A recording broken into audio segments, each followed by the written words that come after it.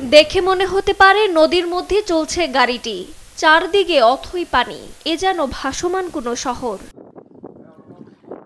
রাশিয়ার সাইবেরিয়া অঞ্চলের ইয়াকুতিয়া শহরে গেল কয়েকদিনের একটানা প্রবল বর্ষণে রাস্তাঘাট ডুবে যাওয়ায় দেখে বোঝার উপায় নেই কোথায় রাস্তা আর কোথায় খোলা প্রান্তর, সবই আজ পানির নিচে।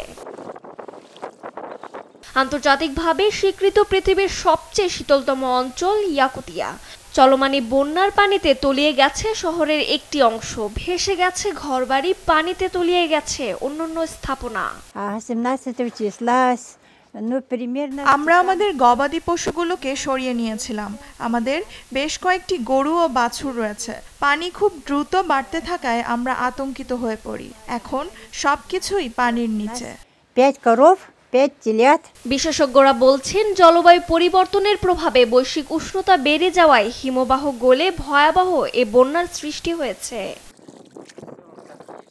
এদিকে আফগানিস্তানে চলমান বন্যা পরিস্থিতির কিছুটা উন্নতি হলেও বেহাল দশা সেখানকার বাসিন্দাদের। বন্যার পানি নেমে গেলেও বহু ঘরবাড়ি এখনো কাদার নিচে, মাটিতে চাপা পড়েছে প্রয়োজনীয় আসবাবপত্র। নজিরবিহীন এই বন্যায় আফগানিস্তানের উত্তরাঞ্চলের গ্রামগুলো এখন ধ্বংসপ্রায়। ঘরবাড়ি প্রিয়জন হারিয়ে দিশেহারা বাসিন্দারা। আমাদের জন্য কিছুই আর অবশিষ্ট নেই, কোনো খাবার নেই, কোনো কম্বল নেই যা দিয়ে নিজেদেরকে ঢেকে রাখবো।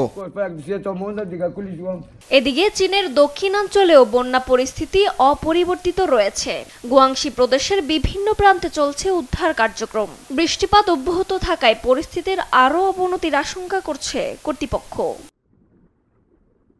রজনী রহমান, নিউজ ডেস্ক, দেশ টিভি।